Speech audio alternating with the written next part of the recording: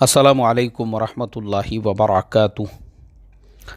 بسم اللہ الرحمن الرحیم، نحمدہ ونصلی علی رسولہ الکریم وعلی آلہ واصحابہ اجمعین، اما بعد۔ محترم بھائیوں، بزرگوں، دوستو، یہ ہمارا اصلاح معاشرہ کا 1426واں سبق ہے۔ بہت سارے لوگ بار بار یہ سوال پوچھتے ہیں کہ آج مسلمان حالات کا شکار کیوں ہیں؟ دیکھو، اس کا سمپل سا جواب یہ ہے، ہم دیکھ سکتے ہیں صحابہ کرام رضوان اللہ تعالی علیہم اجمعین کی زندگیوں کا رخ کیسا تھا اور ہماری زندگیوں کا رخ کیسا ہے۔ یہ اس کا ایک دم سادہ جواب ہے۔ صحابہ کیوں کامیاب ہوئے تھے، ہم کیوں فیل اور ناکام ہو رہے ہیں، یہ اس کا سادہ اور سمپل جواب ہے۔ ہم خود اپنی زندگیوں کا جائزہ لیں اور صحابہ کی زندگیوں کا جائزہ لیں۔ صحابہ کرام جس نہج پر چل رہے تھے وہ قرآن والا اور اللہ کے نبی کی سیرت والا نہج تھا، اس لیے صحابہ کرام نے پوری دنیا کے اندر اسلام کے پرچم کو بلند کیا، اور دنیا کے جس ملک میں بھی گئے وہاں پہ انہوں نے اسلام کی اور ایمان کی دعوت دی۔ اسی لیے صحابہ کے زمانے میں ہی اگر ہم دیکھیں گے، صحابہ کی زندگیوں کے اندر ہی اللہ تبارک و تعالی نے پون دنیا سے زیادہ حصے تک اسلام کے کلیمے کو پہنچا دیا تھا۔ حضرت عثمان غنی رضی اللہ تعالی عنہ جب خلیفہ بنے، ان کے زمانہ خلافت کے اندر چائنا تک اسلام کا پرچم لہرا ہوا تھا، اور آپ نے حضرت سعد ابن ابی وقاص رضی اللہ تعالی عنہ کو قرآن کریم کا ایک نسخہ دے کر چائنا کے بادشاہ کے پاس میں بھیجا تھا۔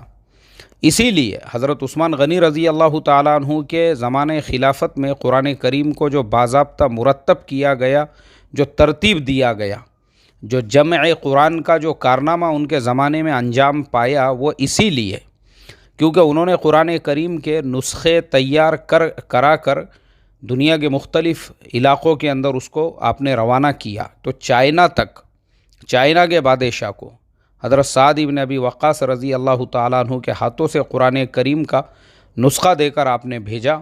اور اسی طرح سے یورپ کے اندر، یورپ کا یہ جتنا بھی بلقان کا ریجن ہے، جسے بلقان جسے بالکنز کنٹریز کہتے ہیں، یہ سارے ملکوں میں جو اسلام ہے وہ حضرت عثمان غنی رضی اللہ تعالیٰ عنہ کے زمانہ خلافت کے اندر پہنچ چکا تھا۔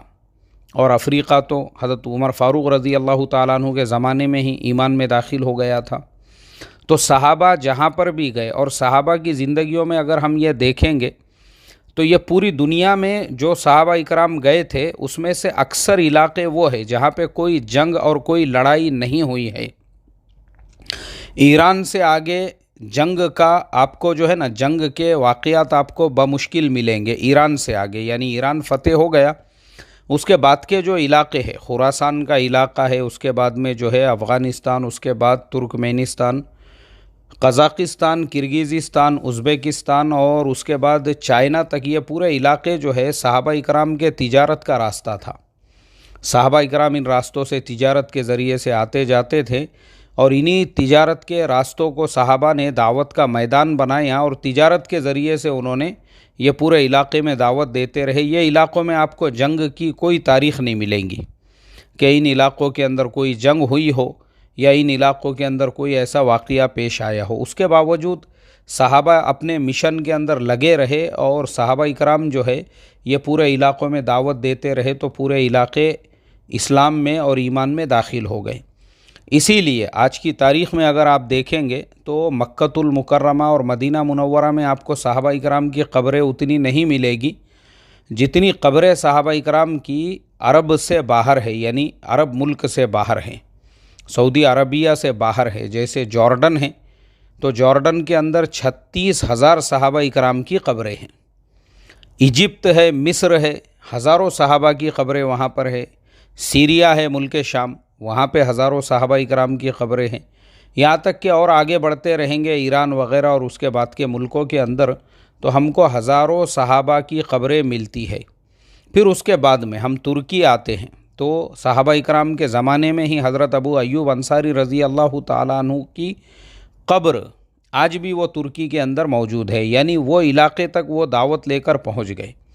یہ پورے علاقوں کو انہوں نے جو ہے نا محنت کا میدان بنایا، کیونکہ صحابہ اکرام یہ جانتے تھے کہ ہمارا مشن یہ ہے کہ ہم داعی ہے اور دنیا کی باقی جو قومیں ہیں وہ مدعو ہے، اسی مشن کو لے کر صحابہ اکرام چلے تھے۔ اسی لیے صحابہ کی زندگیوں میں اگر ہم اٹھا کر دیکھیں گے تو ہم کو ملے گا کہ جو اللہ کے نبی صلی اللہ علیہ وسلم نے اپنے آخری خطبے میں ان کو ذمہ داری دی تھی اور یہ سوال پوچھا تھا کہ بتاؤ جو اللہ تبارک و تعالیٰ نے مجھے ذمہ داری دی تھی وہ میں نے تم تک پہنچایا یا نہیں؟ تو سارے صحابہ نے کہا اے اللہ کے نبی، آپ نے صرف پہنچایا نہیں بلکہ آپ نے اس کا حق بھی ادا کر دیا۔ یہ تک صحابہ اکرام نے کہا، اور پھر اس کے بعد آپ نے فرمایا اب یہ تمہاری ذمہ داری ہے، جو یہاں پہ حاضرین ہیں وہ غائبین تک میری بات کو پہنچائے۔ تو صحابہ اکرام جو ہے دنیا کے مختلف ملکوں کے اندر اور مختلف علاقوں کے اندر اور ہر جگہ پہ صحابہ اکرام جو ہے اس دعوت کو لے کر روانہ ہو گئے، اور صحابہ اکرام نے پوری دنیا میں اللہ کے نبی صلی اللہ علیہ وسلم کے کلیمے کو پہنچا دیا۔ اب آج کے مسلمانوں کے حالات پر اگر ہم آتے ہیں تو یہ خود مسلمانوں کو جائزہ لینا ہے کہ صحابہ اکرام کی جو زندگی تھی اور جو مشن تھا صحابہ اکرام کا، ہم نے اس کو کہاں تک پورا کیا، اس مشن کو لے کے ہم کہاں تک چلے، ہم نے اس کی ذمہ داری کو کہاں تک ادا کیا۔ جو صحابہ کا کام تھا، یعنی صحابہ کیا کر رہے تھے، ہم کیا کر رہے ہیں آج کے زمانے میں، یہ خود ہم کو اپنی آنکھوں سے دیکھنا ہے۔ ہم اگر اللہ کے نبی والے مشن پر اور صحابہ والے مشن پر قائم رہتے تھے تو آج ذلت کے دروازے مسلمانوں کے لیے نہیں کھلتے تھے۔ آج یہ جتنے بھی حالات پوری دنیا میں جہاں کہیں پر بھی حالات ہے، ان حالات کا ایک ہی ریزن اور ایک ہی وجہ یہ ہے کہ مسلمان نے اپنے اس مشن کو فراموش کر دیا جو صحابہ اکرام والا مشن تھا، جو اللہ کے نبی صلی اللہ علیہ وسلم والا مشن تھا، بلکہ مسلمان آج کے زمانے میں اپنے دل سے گھڑی ہوئی بہت ساری چیزوں کو دین، اور اپنے دل سے اس نے ایک نیا اسلام پیدا کیا ہوا ہے۔ اس کو لگتا ہے کہ نہیں، اصل اسلام تو یہ ہے اور اصل دین تو یہ ہے، نہیں یہ ہونا چاہیے اور ہم نے یہ کرنا چاہیے۔ اسی وجہ سے محترم دوستو، آج ذلت کے دروازے مسلمانوں پر کھل چکے ہیں۔ اللہ مسلمانوں کے حال پہ رحم فرمائے۔ اللہ مسلمانوں کے پوری دنیا میں جہاں کہیں پہ بھی مسلمان حالات کے شکار ہیں نا، میں ہر جگہ کے اعتبار سے بتا رہا ہوں۔ تو اگر ہم دعوت کا کام کرتے نا، دعوت کا جو اصل ہمارا مشن ہے کرنے کا، اور پہلے تو ہم داخلی طور پر اپنی قوم کے اندر خود اپنے اندر ہی پہلے دینی اعتبار سے بیداری پیدا کرتے اور یہ دیکھتے کہ آج ہمارے داخلی طور پر ہمارے اندر جو ہے کتنی ایسی برائیاں ہیں جس کو دور کرنے کی ضرورت ہے۔ مسلمانوں کے اپنے خود جو داخلی مسائل ہے، ایمان کے اعتبار سے ہو، عقائد کے اعتبار سے ہو، عبادات کے اعتبار سے ہو، معاملات کے اعتبار سے ہو، اخلاقیات کے اعتبار سے ہو، معاشرت کے اعتبار سے ہو، پہلے ہمارے اندرون میں ہم کو جو محنت کرنے کی ضرورت تھی، ہم نے اس کو فراموش کر دیے۔ اگر ہم اپنے اندرون میں محنت کرتے کہ بھئی کتنے مسائل ہے، عقائد کے اعتبار سے اگر ہم دیکھیں گے ہزاروں مسائل ہے ہمارے سامنے۔ اگر ایک آدمی کو محنت کرنا ہے، ایک آدمی کو جو ہے قوم کی بہت زیادہ فکر ہے، تو 50 راستے ہیں اس کے پاس کہ وہ مسلمانوں میں عقائد کے اعتبار سے محنت کرے کہ بھئی ہمارے عقائد درست ہو جائے، عبادات کے لائن سے محنت کرے۔ آج ہزاروں کی تعداد میں آپ کو ایسے ایمان والے مل جائیں گے جن کو 4 سورتیں بھی نماز کی 4 رکعت میں پڑھنے کے لیے یاد نہیں ہے۔ اب ہم لوگ نکلتے ہیں اللہ کے راستے میں تو ایسی کارگزاریاں ملتی ہے اور ایسے لوگوں سے ملنا ہوتا ہے جن کا کلمہ درست کرنے میں 2 3 4 دن 5 دن لگ جاتے ہیں۔